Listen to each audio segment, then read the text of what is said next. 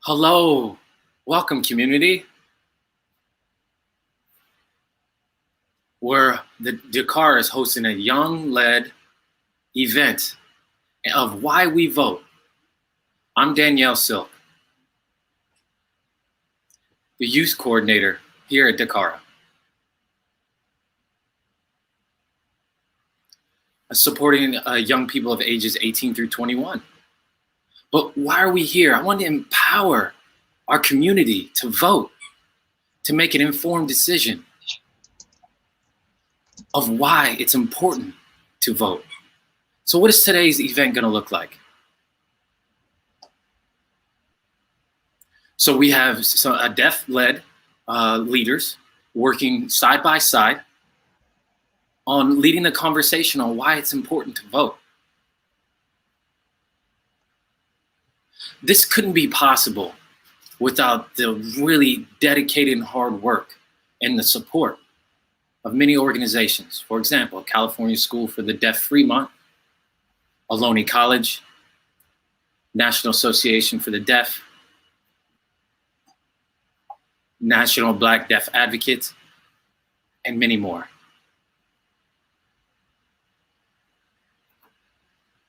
This event is partnered with the DCARA staff and board. This is an incredible board that we have. And today we have Mr. Hunter, Antoine Hunter, also known as PurpleFireCrow, behind the stage working on the tech and providing his time and skills. So thank you, Mr. Hunter. You know, Mr. Hunter is saying, I hope everyone is enjoying themselves. So what this is going to look like is going to be running a 60-minute discussion, and then we'll have a 30-minute Q&A with the audience.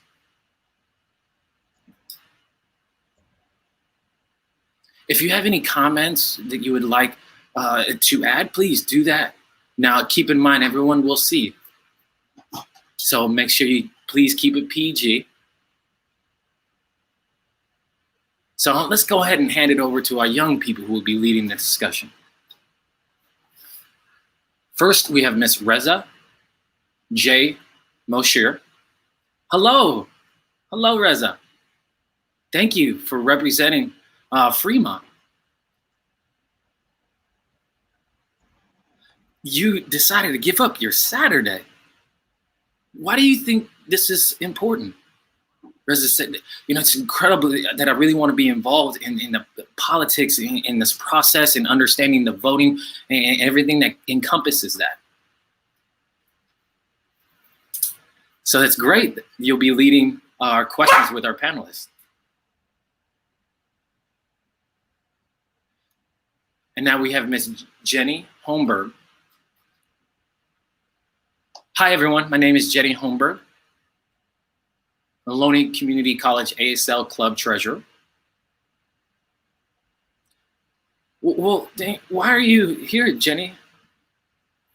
Because it's important with the climate of our world. I really want to incentivize people to galvanize and the masses to vote. So that's why I'm here to encouraging our young people to vote. So these two lovely humans will be running our panel today. Ms. Reza is going to address the first question. Reza, she's asking, what is each of your roles as a panelist in the deaf community? Hi, everyone. My name is Zana Simon. This is my name sign, Z. I'm the Assistant Director of Urban Jazz Dance Company and the Assistant Director of the Bay Area International Deaf Dance Festival. Also work in a place where we provide services for senior citizen. A lot of my work is involved in advocacy. And that's my passion. That's my hunger. I want to make sure everything is accessible as well as inclusive. Thank you for coming, Zana.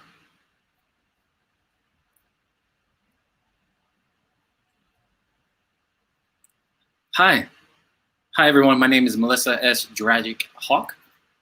This is my sign name, MD. I'm the National Association of the Deaf President. What is my role in the deaf community, It's really to, again, to encourage and really motivate everyone to vote. It doesn't matter your political preference. Your vote counts.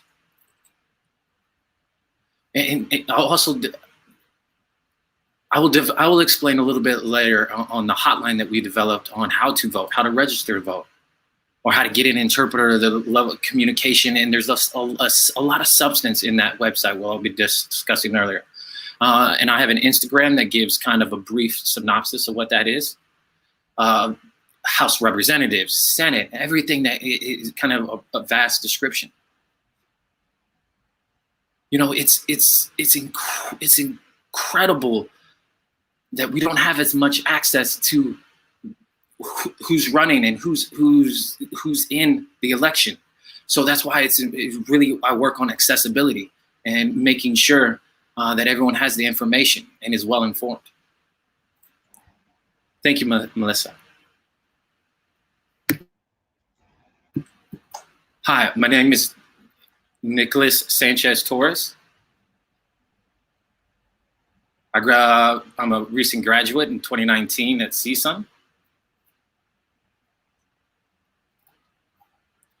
I was a former president of the CSUN Club organization. Also run what's called MAC Deaf Festival in 2017. Really, I'm working full time and really and being at it, involved heavily. You know, I see there's not that much resources or accessibility for individuals like us.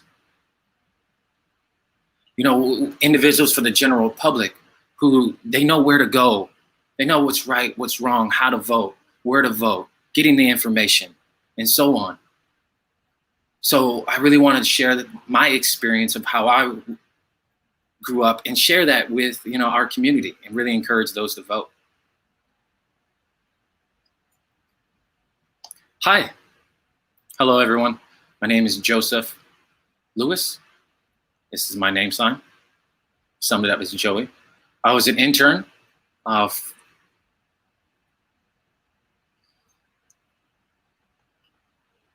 for Obama.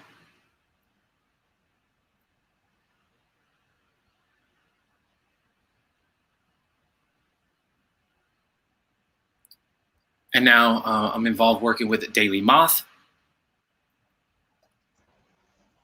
And you'll see me quite a bit as our upcoming election comes up.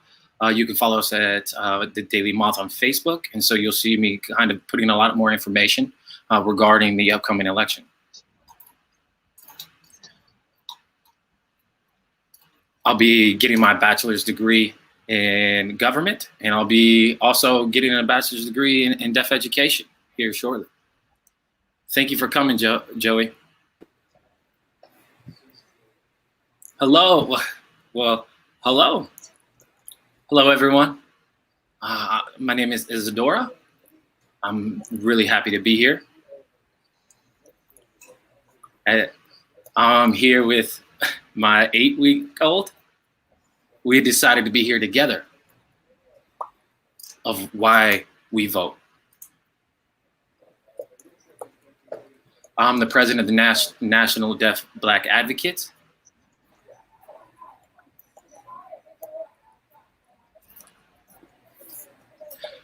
And when I moved here as an immigrant, I really engrossed myself in getting the education, understanding the laws and the rights. And I've taken that experience and want to provide that to you because it's incredibly important that we vote. You know, sometimes it is where you moved here from a different country and your parents don't have the access to that type of information because of economic status. And so that's where I'm here. I'm here to inspire you to vote. I'm here to inspire you that your voice counts.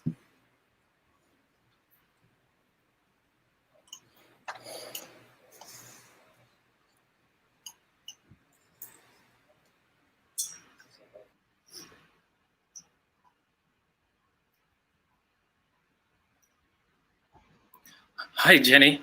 I want I want to invite Zana.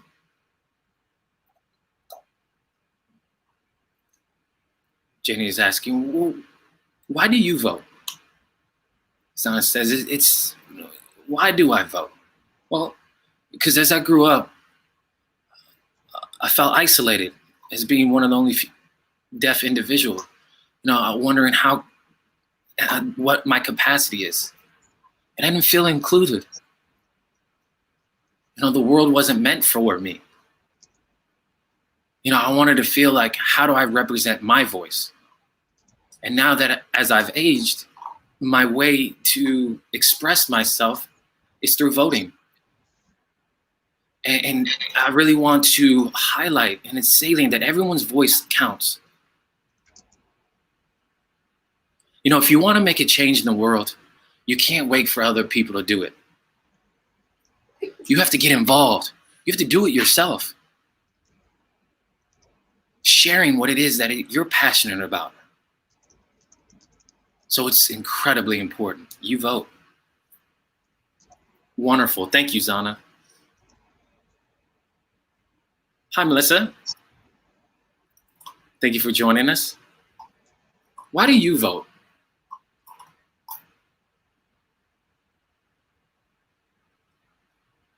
When I grew up, my parents are from Peru. They didn't have the right to vote until they became a U.S. citizen. And I was really enthralled by that. And kind of at a young age, understanding the importance of voting. And then when I got to college and I was able to vote for the first time, when I start to being exposed to accessibility, economics, social structure, social justice,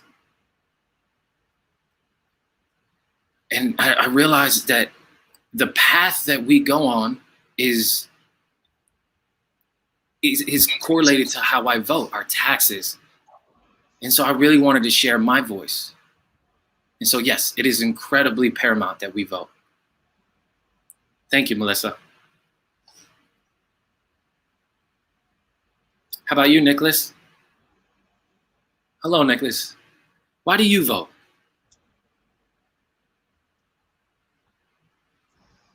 Voting is the most powerful thing that you have. As a U.S. citizen, I remember voting for the first time and really not being able to vote. Understanding my environment, where I was from.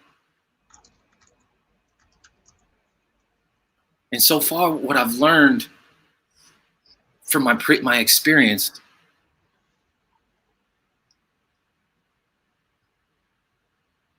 voting is your voice. Voting is my voice.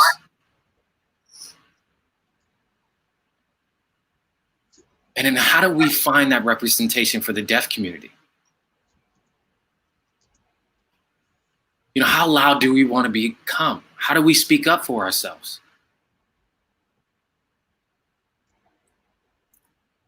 And I want to change that. Voting is not your voice. Voting is your sign. Voting is your language. Voting is your right.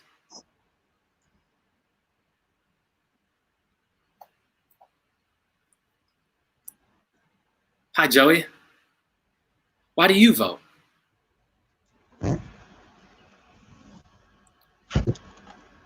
I've had the privilege to vote since 2004. That was the first time I was able to vote, is when I had to register for my driver's license. And, growing up, seeing my family vote and being involved and just having those, family discussions about politics and understanding that it's the right of the people to vote, and the people, have the power to make decisions. That's whether it's federal level, state level, or your local level. So if you want to see change in our system, the way to do that is to vote. Wow, Joey, wonderful answer.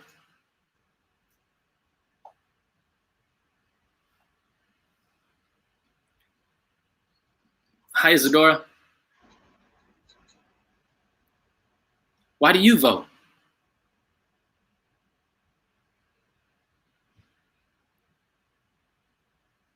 Well, I still am working on getting my U.S. citizenship. I moved. Actually, I'm sorry. I became qualified as a U.S. citizen in 2016. And through that process, I kind of lost a little bit of that motivation. So I hope that your vote gives me my motivation back, sparks that ignition inside of me. Thank you, Isadora. Do you guys remember your first time voting? What was that like?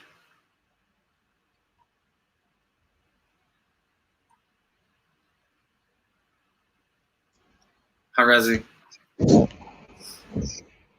Yes and no. My first time voting, really, I had two first times.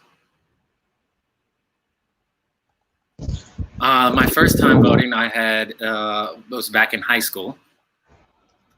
We had like a mock voting, where you run it through it all. We had the mock ballots,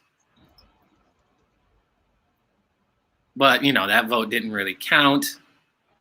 So when I had my actual real first time voting, I didn't do it in person. I typically vote by mail, and I've been doing that since I was 18. So my mom and voted by mail, and she kind of planted that seed. But I really don't remember that first time I voted. But that experience has been interesting. I remember going through the whole process, checking it off, reading who's qualified, and then I just remember kind of sending it in. Thank you, Anna. This is for anyone on the panel. Lisa, where did I vote the first time? Well, that was in California. And I registered to vote, getting my driver's license. But I was really just clueless on what the whole process was.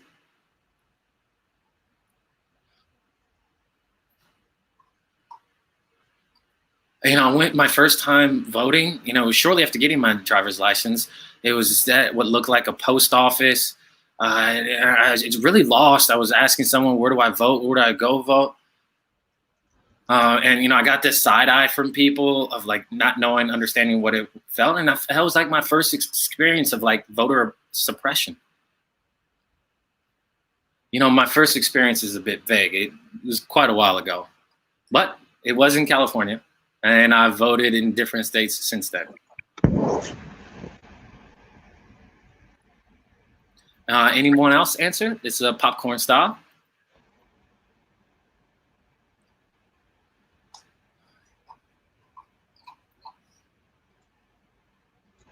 Oh, I remember my first time voting.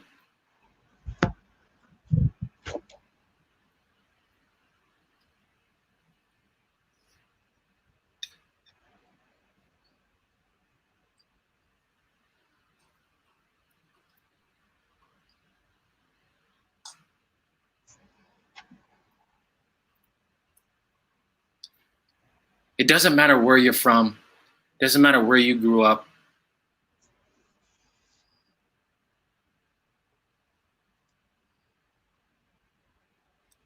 It doesn't matter if you're deaf or your background, but voting is important.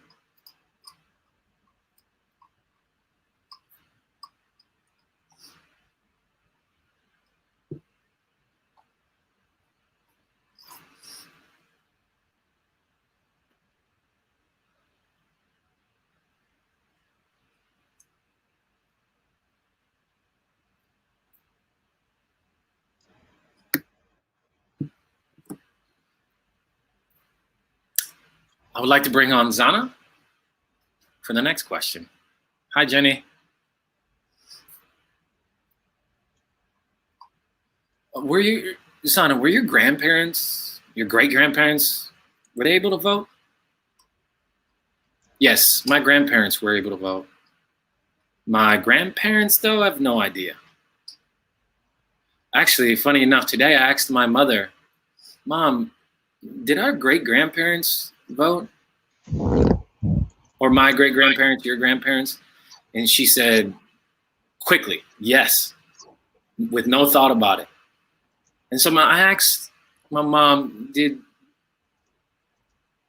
our grandparents, what was it like during, the 1920s? Were they able to vote during that time? My mom kind of traveled back into her brain.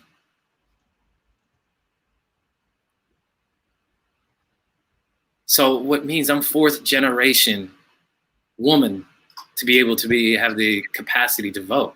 So it was an interesting conversation to understand the nuances between my parents and my grandparents and my ancestries being able to vote.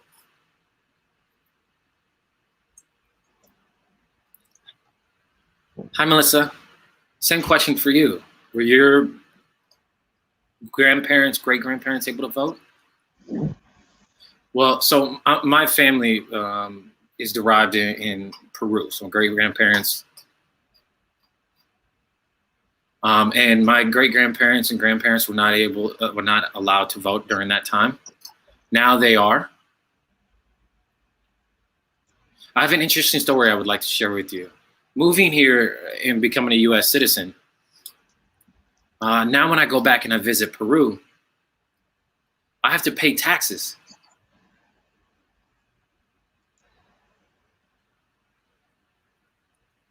And so it was interesting to understand that my parents actually had to pay taxes to try to vote in Peru, because they tried to vote in America. So there was these laws and legislations that were in place. And so it's interesting to understand and to think about that, what the future of voting is, even for immigrants.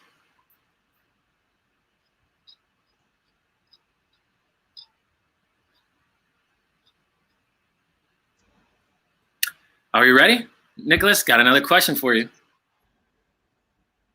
Were your grandparents, great-grandparents, were they able to vote? Well, sadly, unfortunately, they weren't born in the U.S. Just like Melissa, my great-grandparents are not from the U.S. Grandmother's from Peru, father's from Mexico.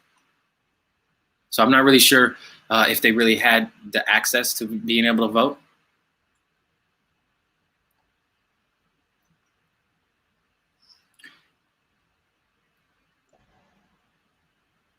My parents raised me to understand the complexities and the importance of voting. And so when my parents became U.S. citizens, we are all able to vote at around the same time. So I learned from them. Joey, how about you?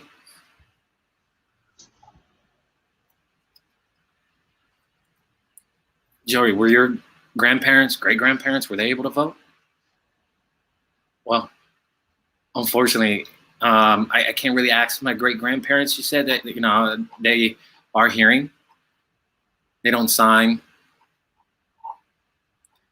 My grandparents have never missed an election. I'm going to assume that my great-grandparents also had as much energy to vote as well.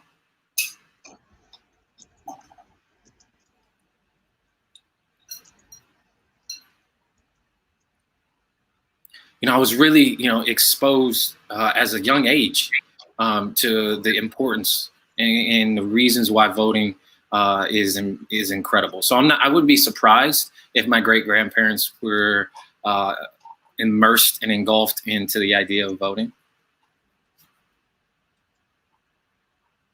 How about Mr. Isadora?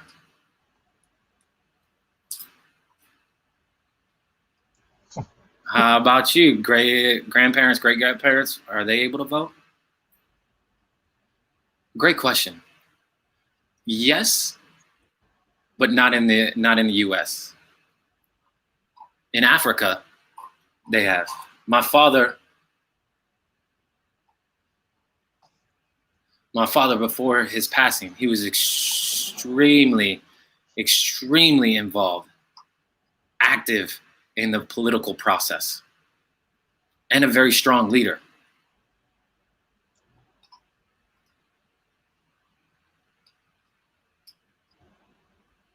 And so when I moved to the US, out of my family in Africa, I was the only person to move and become a US citizen. And I'm the first person in my family to vote in the States. So I'm really thrilled about it.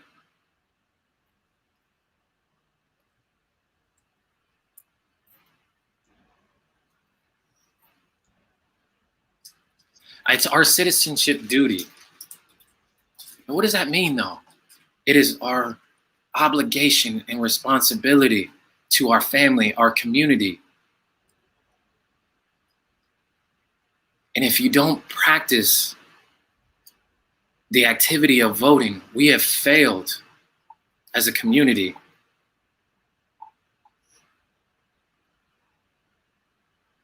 Now, I'm looking forward this year of learning and being inspired once again by you all voting, so then I can get out there and feel more inclined to do so.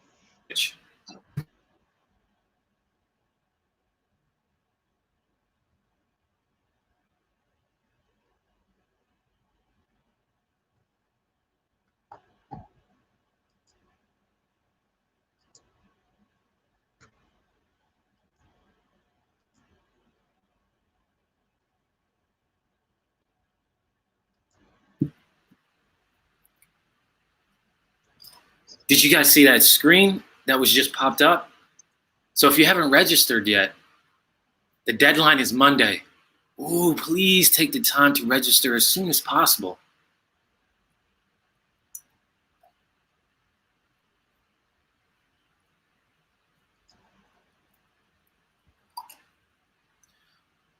You know, voter suppression. It's a big topic of recent. So with everything in our climate going on, how do we get over that hump?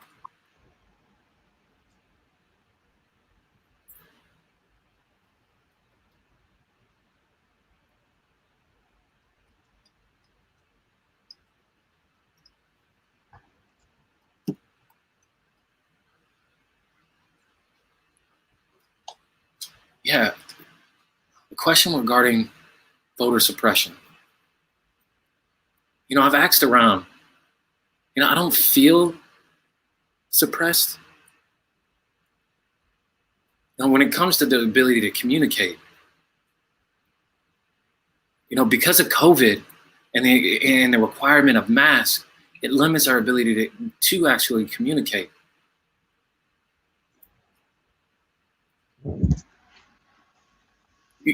You know, being a deaf person, what are the ways that we can communicate before arriving? So it's important to communicate with your local officials.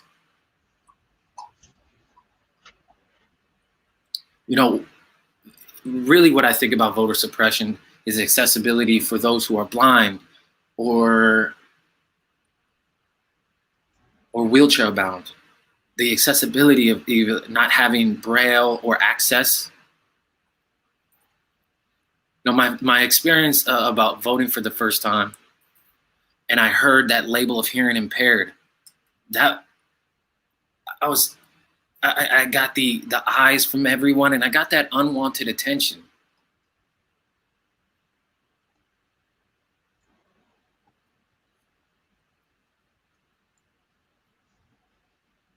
You know, understanding before you go to vote, go ahead and take the proactive ability to communicate and figure out how you can communicate effectively when you do arrive to your local ballot box.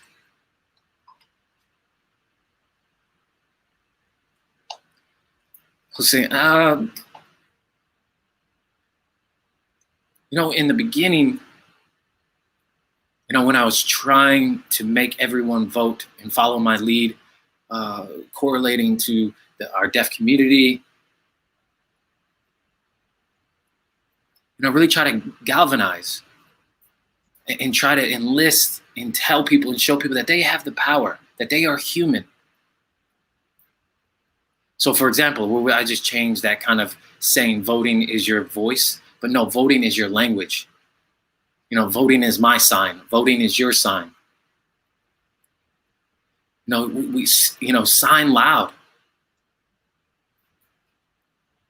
And so we provide a way where we can get our language and we can receive it the way that our hearing counterparts do. It is your right.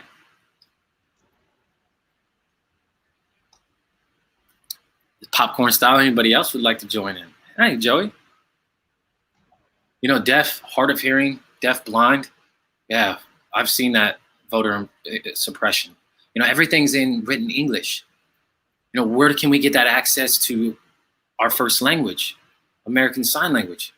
And there's really just not much out there. It's not just about disability individuals, but the system for our BIOC individuals is also pretty suppressive. So that's why it's important that you find access and we share that access to voter registration, right? So for example, if your license is expired, that'd be a good time to register. But then sometimes you'll find this obstacle where you have to go and submit your passport. Well, what if you don't have a passport? Now, the voting deadline is contingent on where you live. And so one way of doing is communicating with your phone.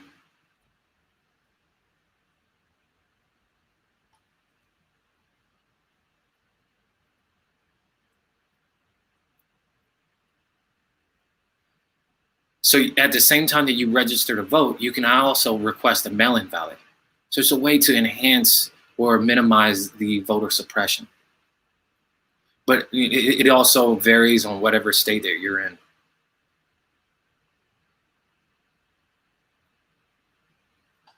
Anybody else would like to chime in? Okay, we'll move on to the next question. Is knowing that there's not that much access for our deaf community in nominees, candidates. You know, my next question for everyone is how you can find that information. As you see on the screen, here are different ways to access election information.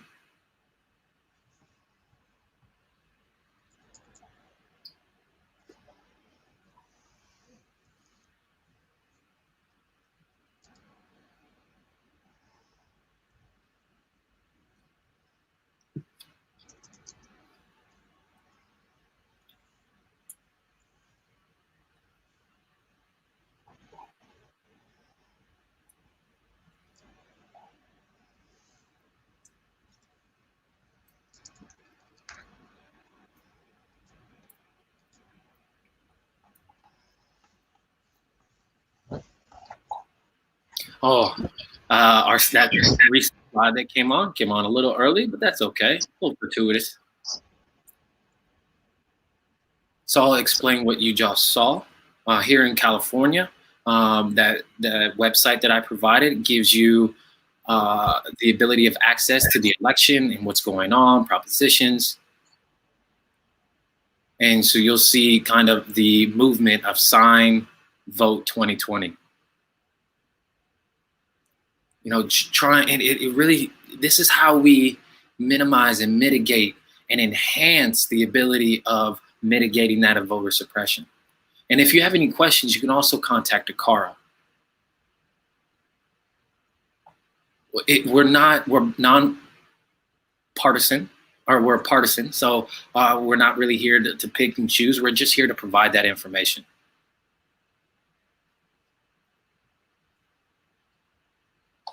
So I'll address that question again. How did we find that information? How did you guys find that information? How did you guys receive that information? So again, I'm going to share that information here on the screen.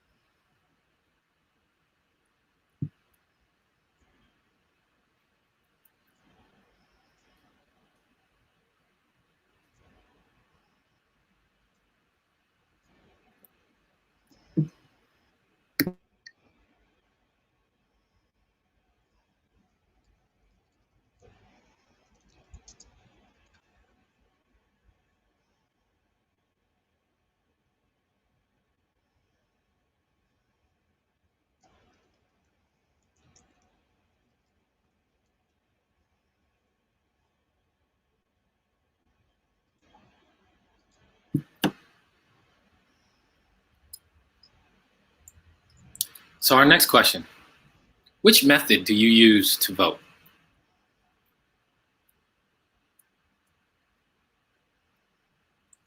Hi, Jenny.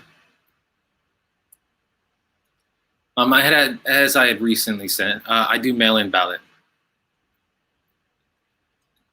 or what also is known as absentee ballot. And I've been doing that since the beginning of time, since I had the ability to vote. And that's really helpful because it doesn't matter where you go in the U.S., what college you're going to, you can still vote in the state that you're registered in. Thank you.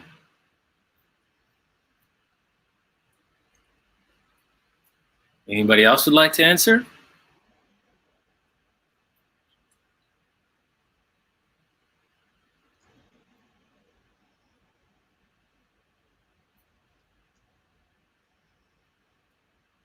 Hi, Joey. Me, I've never voted in person. I've always done mail-in ballot or absentee ballot.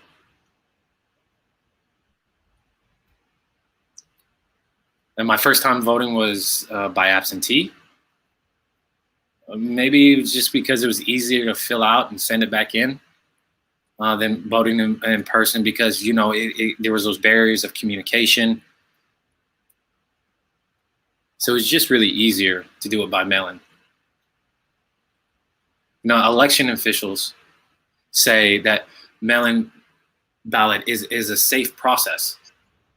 So, I mean, it's really up to you. You can do mail-in ballot or in person. Either way, I really ignite you to go and vote one or the other method.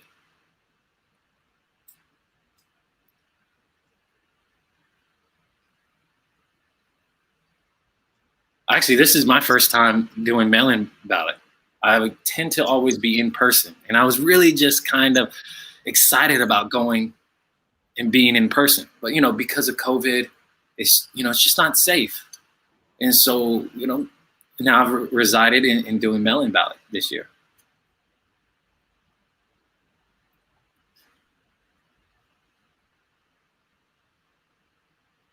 I started realizing, this year, my first time that I voted in my hometown of Northern California. My parents and I, we all voted together. The three of us went in and we registered. They sent us the ballot. And we kind of figured out where to vote in our local area. And we realized that it was an elementary school that was just right nearby. And we stood in line, submitted our ballot, and that was, an incredible experience. And the second time I had the opportunity to vote, I was attending college in LA. And then I was kind of figuring out, where do I go vote? How do I do it? Since I'm not in Northern California, what should I do? I felt it was it was imperative that I don't want to miss the opportunity.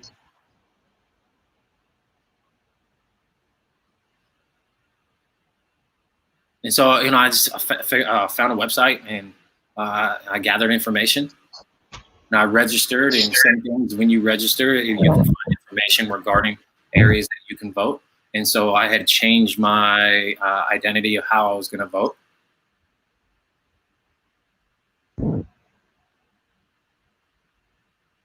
So I had the ability to be able to register in LA. And right next to CSUN, there was an area where I can go vote. It was just a very walking distance. And so this time around, it's obviously quite different with COVID. It's interesting. You're trying to really encourage and trying to really motivate everyone to vote. It's been an eye-opening experience. So, updating my address. Prior I was living in the dorms, and so now I've moved in, changed my address to where I live now.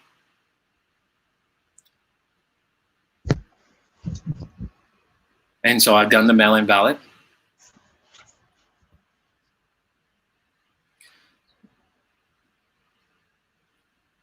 And there's a lot of information on social media on kind of where to vote and how to vote and the specific places where to, where not to.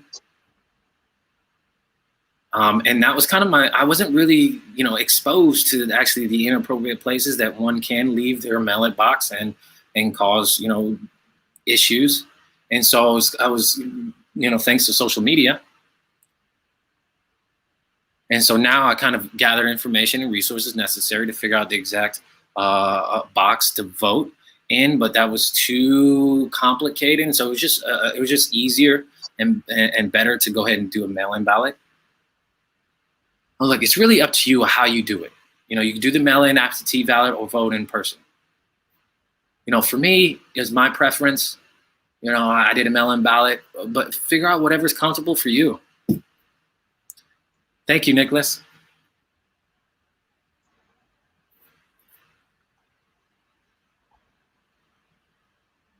Do we have any other questions for our panelists?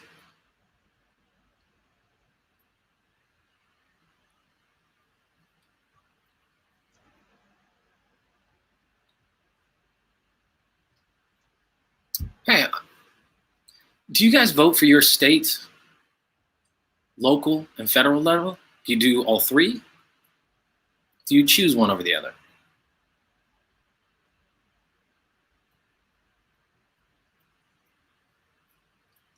Hi, Reza. This is a great question. Yes, I always vote for all three: local, state, and federal. Me, as being an artist, I see the world as a metaphor. The concept of home, I kind of separate it. So state level is your walls, federal level is your roof, and local level is your floor. You can't have a home without all three. So local, state, and federal is incredibly important to vote for. You have to start local and build up. So, focus your time and energy in the local and then correlate that to the state and then the federal. Now, they all are intertwined with one another.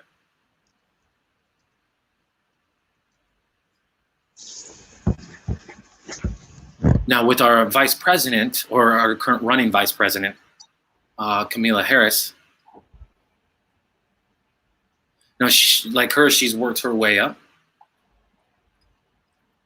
And so she started in that local level and worked her way up. So you'll understand kind of being able to follow and monitor and see the growth of these individuals.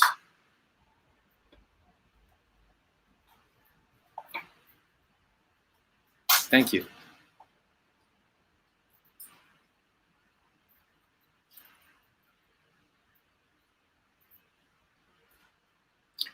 Now, I'm not exactly qualified to vote yet. You know, but in 2020, with the movement of the Black Lives Matter, it's a powerful movement. You know, with our current judicial system, you know, the mayor controls the police. They are their boss.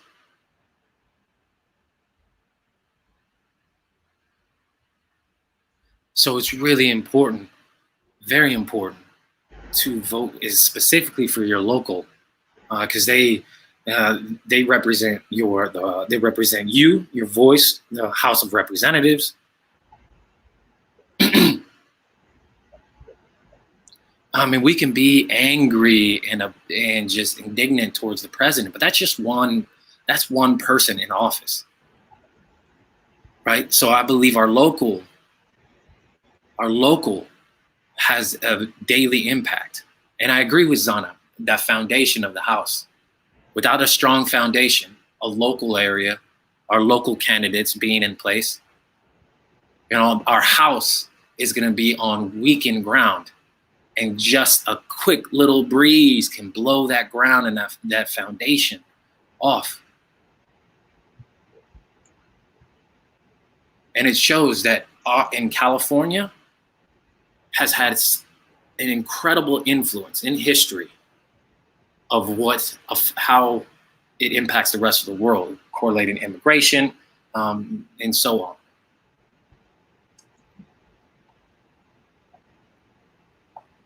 So we need more inclusion and representation within our state of California, our policies. And so you have the voice to vote in the right politician.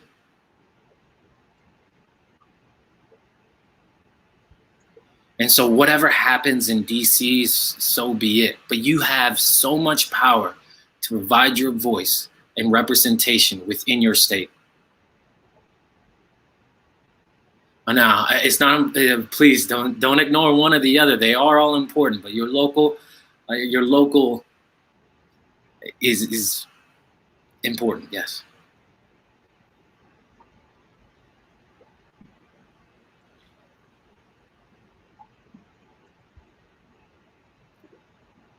What Isadora said, I think he really covered everything. So I'll add just a little bit. It's paramount that you vote for federal and local and state level. I encourage you to vote for both your local level and the upcoming president. Now, I grew up, born and raised in California. You know, one important issue as I'm aging and becoming more independent is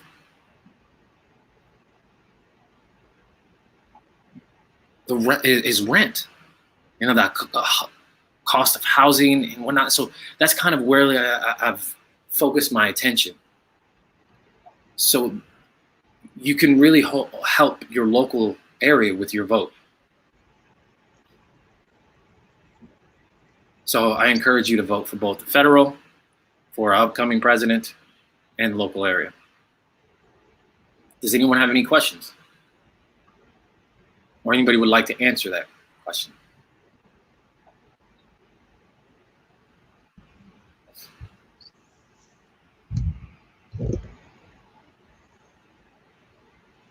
You know, our government is run from our local level. That's where it starts. So that's where you can do your city council, mayor.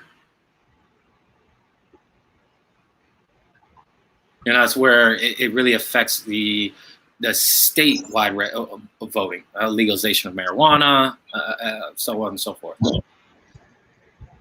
Also the school board, they have responsibilities to your local level.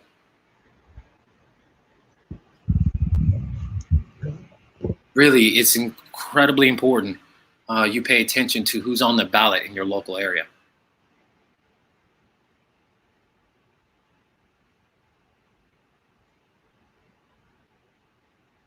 Also, the AG. If you make the right choice, that affects our court. That has a incredible impact on our future. So it's really important that you pay attention to the local level as well.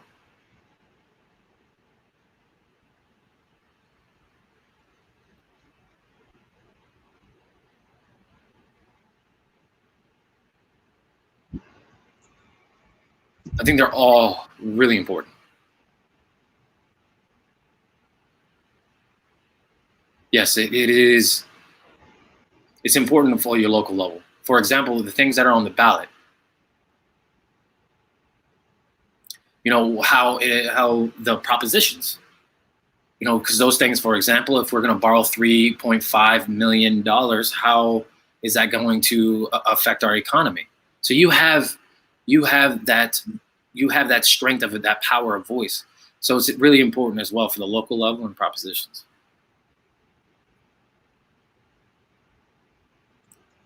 I believe everyone's answered.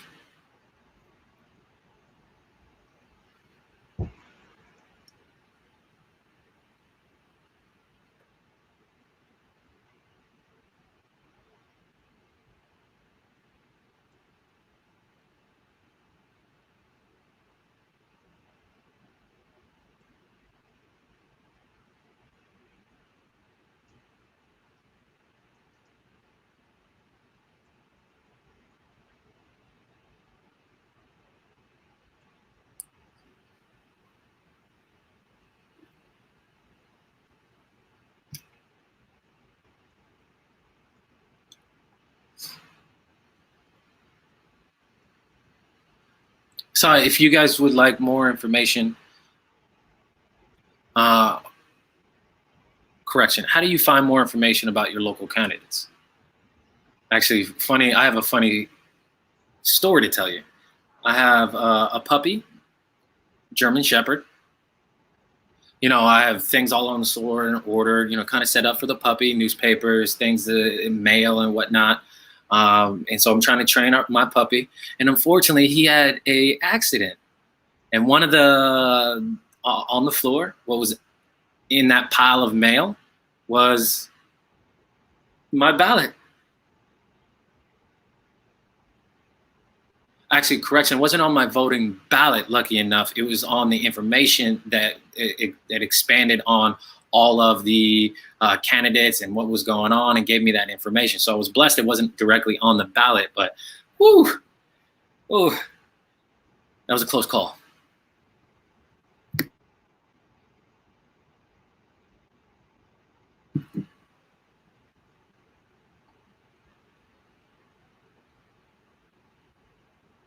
Yes, it is very, very important to do your homework.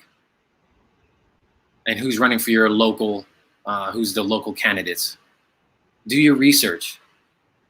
Because you want somebody who is in parallel to your beliefs, that maybe has the same perspective as you do.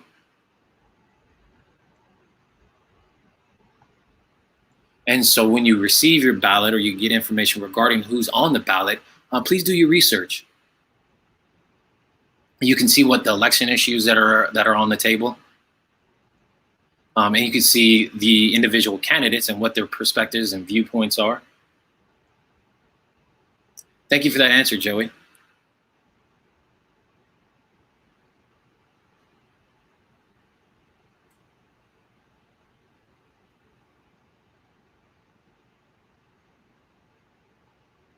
Anyone want to hop on?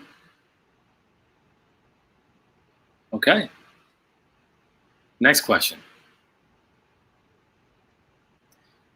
Have you experienced voting in a different state? Is there a difference?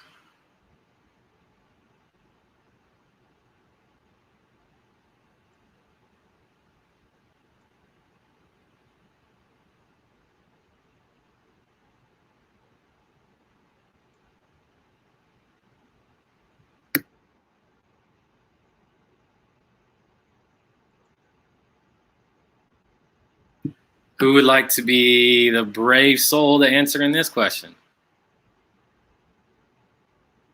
Yeah, I've had experience voting in different states, Iowa and Delaware. Now I'm living in Delaware. So what's different is quite interesting.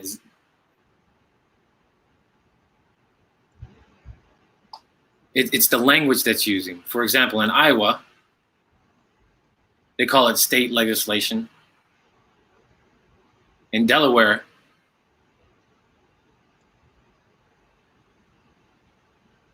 the language is different.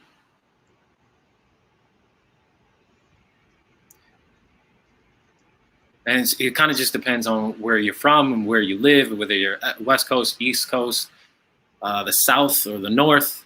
The language has been different. So it's important to understand and do your research so you understand how the government that's overseeing your state, how they run things. Thank you, Joey. Anybody else would like to chime in?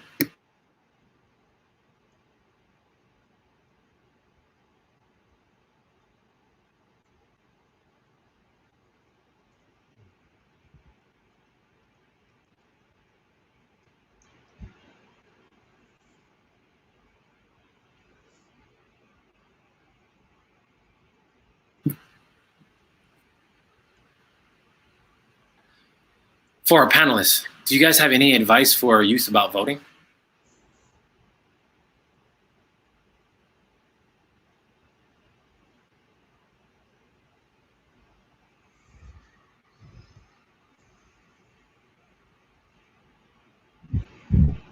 Yes. In regards to the advice for the youth about voting, what are you dreaming? What is it that you want to do? Those are dreams. Action is hard.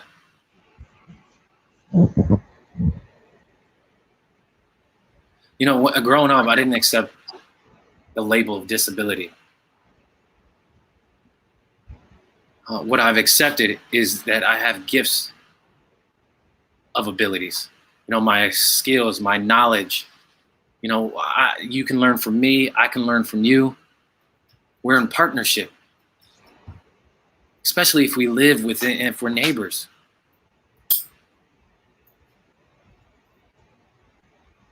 It's the best thing you can do than anything else is vote. I've seen a lot of people complaining, but you can't complain unless you have stake in the game.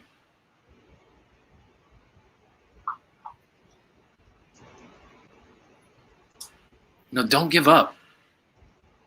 If you get apathetic, just rest. Don't quit. Just take a break, but get back out there. So go and vote. Is there any other messages we would like to leave to our youth? Oh, few excitement. Yes, my advice to the youth is I know there's so much information and you could feel overwhelmed. And a lot of that information is misinformation. What to believe? I get it. I've often, where I was a chemist, and so being a chemist, you had to do quite a bit of research. And what I realized is you can't just read something and believe it. You have to figure out where the source, who the writer is, what's their background, where are they involved in, what organizations do they support, who are their funders, which politicians are being funded and by who, what is their mission? Do they have a BIOC voice involved? Do you have a disabled individual involved? Do they not? There's a lot of research that you have to go into, not just what you're reading. Understand, it's a privilege to vote. I'm empowering you to share your voice. It's my responsibility. It's your responsibility to vote.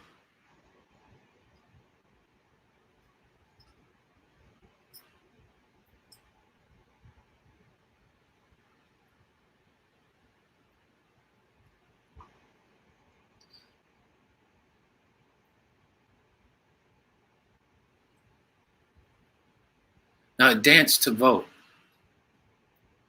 by Dance USA, they provide a lot of information. There's a website of Dance USA you can find there, is called a hashtag Dance to Vote. And there you can do fact checking. You know, what information you're reading, is it true? Is it false? You know, whatever information you're receiving, don't just consume it. Chew it, research it, let it digest. And now we have all of that information that you can access in ASL. So go vote.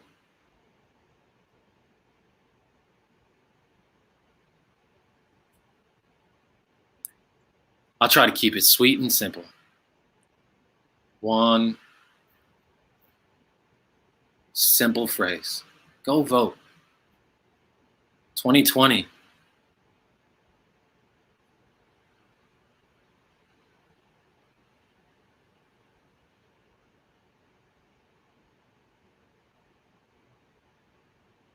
Especially with our social justice and the police brutality. You know, that's been rooted in our system for over 245 years.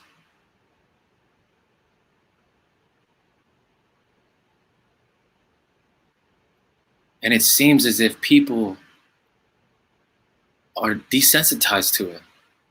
And now it's in front of our face in 2020. And it's on the ballot. And so how do you share your voice? How do you make change? If you want to see that change, you have to vote. Your vote matters. Without your vote, actually, let me back up. One absent vote. That means another person has the capacity of winning. I don't care if you like Trump or Biden. Your vote, or the inability to vote, supports the other candidate. So please choose to vote. You have the ability to affect change for our future. You know, with things that are happening that's recent, climate, you know, the separation of families at the border. This year, what I've noticed in America is that this country is slowly resembling that of Nazi Germany. And I really want to interrupt that. I want you guys to interrupt that. We need to stop the killing in our country. So please go and vote. So go on the website to sign to vote. If you're part of my BIOC family, please stay safe. Don't go alone. Please go in groves.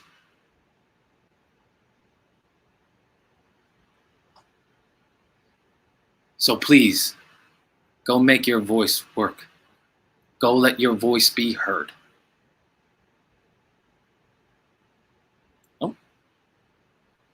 I'll go ahead. I'll be short.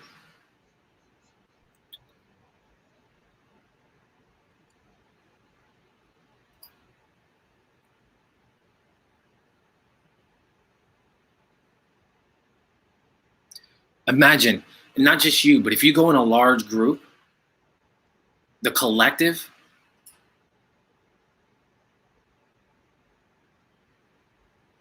your vote each time will have a significant impact on the landscape of our country. Again, whatever your beliefs and your values, our U.S. body, our political body, does not represent us. Vote for the people who are willing to bring change for the generation for you and the generation after you.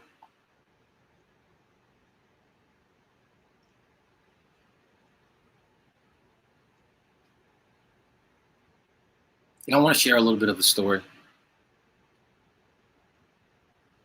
For my deaf, hard of hearing folk, it doesn't matter where you're from, where you grew up. If you have a concern with the word even voting, that concept,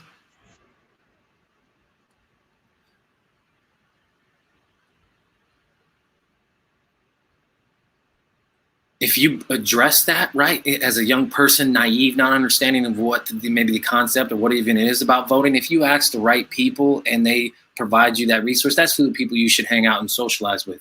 If people are going to ignore you, just move away from those people. What I learned from Obama, who has been a great role model, his role, his identity, his story, everything, I believe, represents the USA. Don't be afraid to make a difference.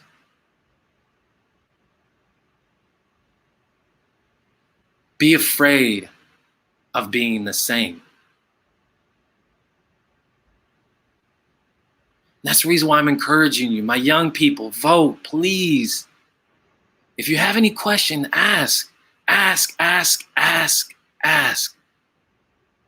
So go vote.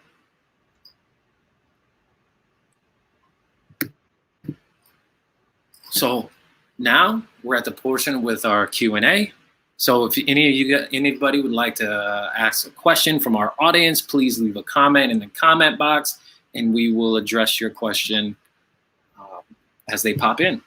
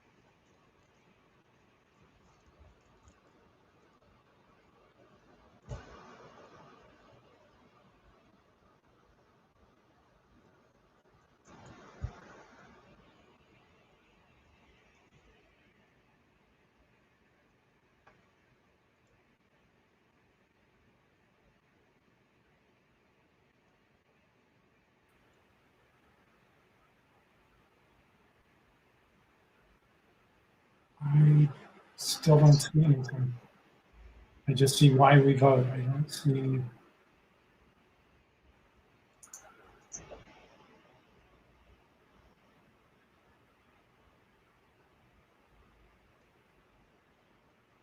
Okay. So there's nothing to see. Okay. All right. Got it. Hello, everyone. That gives me goosebumps from this panel. Such powerful and inspiring messages. Really, inspiring the young people to vote. Now, someone from our audience says, interesting discussion, but what can one person do? So, you know, and this idea of stealing the vote, I'm really concerned, is my vote going to actually count? You know, historically, this has happened, that votes have been stolen, people's ballots have been destroyed. So what can we do about that? Should we not mail it in? Is it better to do it online? And there's the question.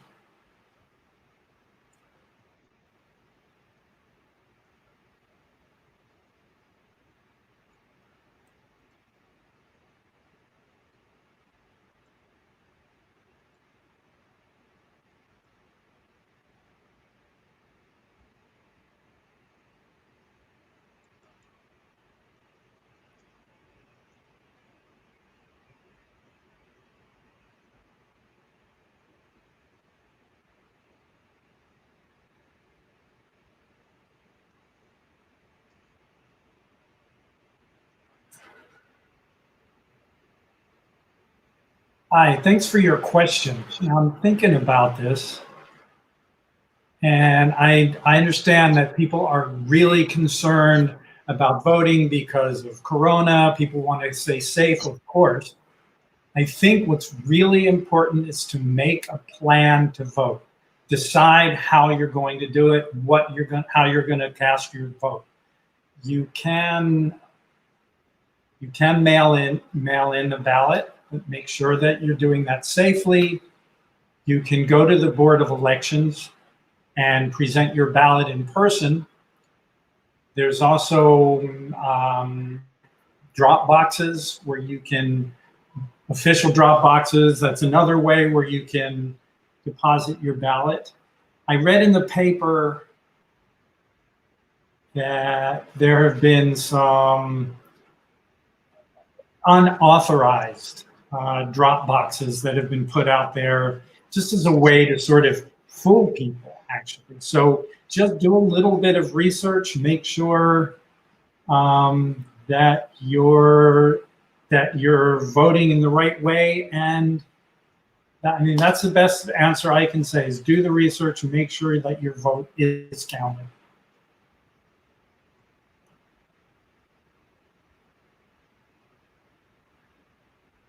I'm also thinking about this. I'd like to add, however, that, you know, social media is our best friend, right? We can't live without it anymore. So, I mean, it helps us to know what's going on around us.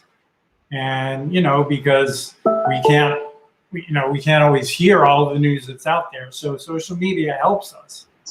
But like he just commented, do a little bit of research. You can ask around, ask people, ask your friends, ask your family what they think is the most, you know, what they're trusting as the best way to vote. I was having this concern a couple of elections ago. I wasn't sure what to do, and I asked a couple friends, and what one person told me was that they had been getting a mail-in ballot, but and mailing it, but that a lot of the the blue mailboxes had been removed from that area. And, you know, again, this is another way that sort of discourages people from voting. So I realized I really have to make sure that I do get my voting, I get my ballot in. And you know, another question about the drop boxes, you know, these things make us aware. There were some unauthorized drop boxes that were put out there. So, you know, it's good for us to be aware of these things so we can be extra careful and make sure. So like he said, make a plan, do some research, make a plan, and then follow your plan and vote. I'd like to add,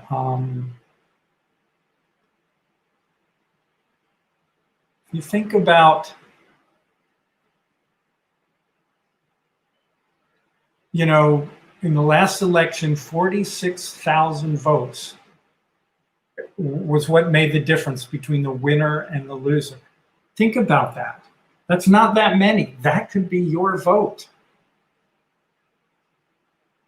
And, you know, it's better sort of to be safe than sorry. You don't want the election to go the wrong way and feel like you didn't do your part to make your vote count. If your vote gets lost, if it doesn't get counted, I mean, let's hope that doesn't happen. But I think at a certain level, we have to just trust the system.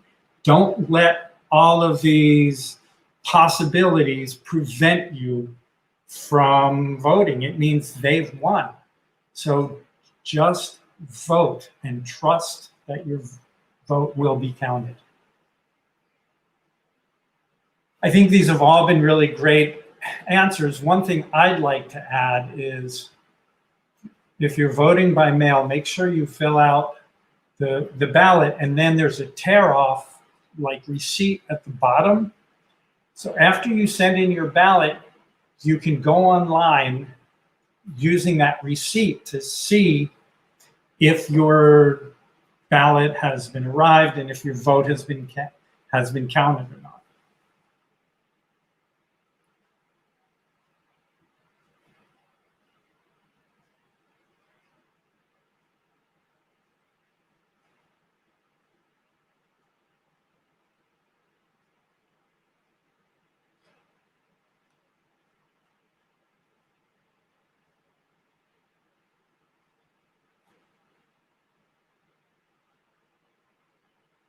I got the easy part.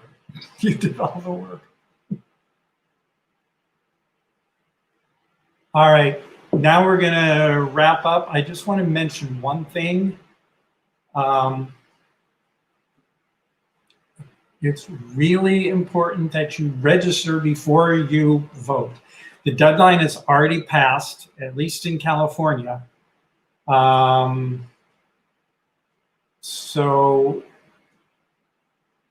since the deadline has passed, it doesn't mean that you can't vote. There are some other possibilities. You can do a provisional ballot. It depends on your state, but in many states you can do a provisional ballot, and we have a short clip to show about what happens when you've missed the deadline.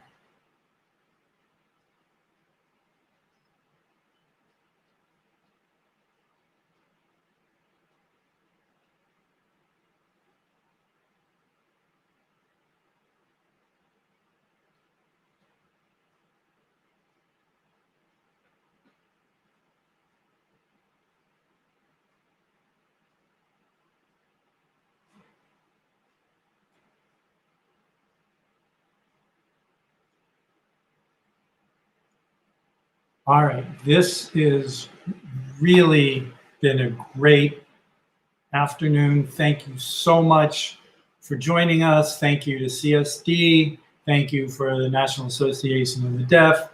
Thank you to Sign the Vote. Thanks to Ohlone College.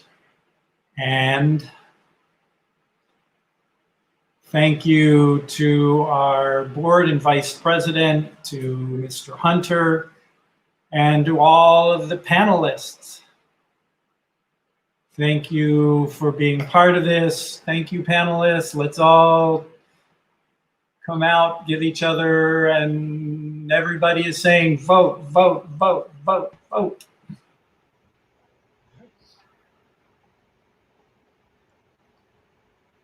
All right, thank you, everybody. Have a good evening. Don't forget to vote.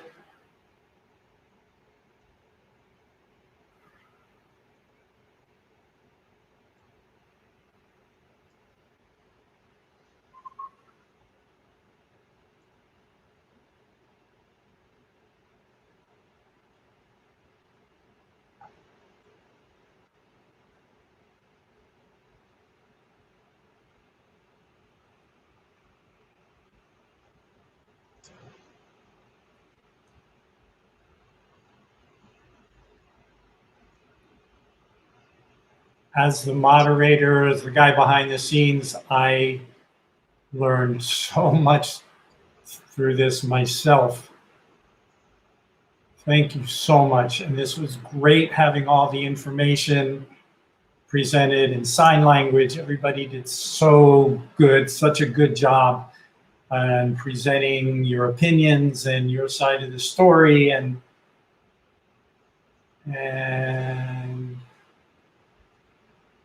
Reza, I guess you must be really excited about, I mean, now that you've got all this information, you've learned all this, so you must be really looking forward to being old enough to vote. And that little baby. Yeah, the baby is a future voter.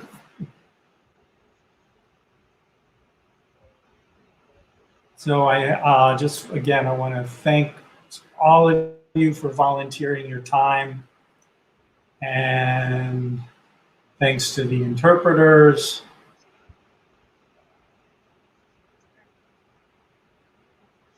And thanks to Youth Services at DCARA for hosting this event.